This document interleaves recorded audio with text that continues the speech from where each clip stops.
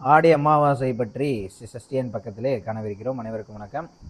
வரக்கூடிய 12ஆம் தேதி 8வது மாதம் 2026 புதன்கிழமை பார்த்தோம் அப்படின்னா ஆடி அமாவாசையானது நிகழ உள்ளது. வருடங்களில் 3 அமாவாசைகள் மிகவும் முக்கியமானவை. ஒன்று பார்த்தோம் அப்படின்னா உத்தராயண புண்ணிய காலத்திலே முதல் அமாவாசையாக வரக்கூடிய தை அமாவாசை. அதற்கடுத்து பார்த்தோம் அப்படின்னா தட்சிணாயன புண்ணிய காலத்தில் வரக்கூடிய இந்த ஆடி அமாவாசை.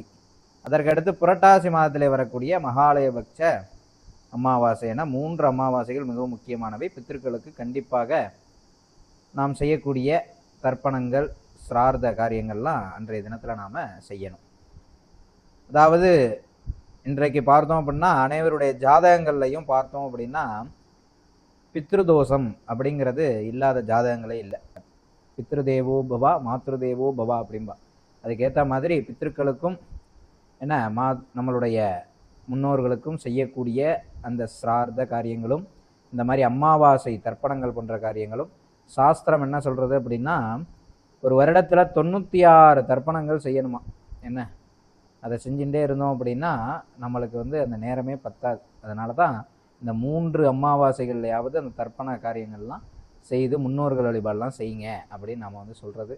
அன்றைய காலையில் எழுந்து தங்களுடைய கடமையெல்லாம் முடித்துவிட்டு உண்ணாமல் போய் சென்று தர்ப்பண காரியங்கள்லாம் செய்துவிட்டு அருகில் இருக்கக்கூடிய அந்த பசுக்களுக்கெல்லாம் பார்த்தோம் அப்படின்னா அகத்திக்கீரையானது தானங்கள் செய்துவிட்டு தங்களால் இயன்ற தான பொருட்களை பிராமணர்களுக்கோ அல்ல மற்ற நபர்களுக்கோ தானங்கள்லாம் செய்துவிட்டு அதற்கு பிறகு வீட்டிற்கு வந்து படையலிட்டு காகத்திற்கு வைத்துவிட்டு அதற்கு பிறகு தான் நாம் உண்ணணும்.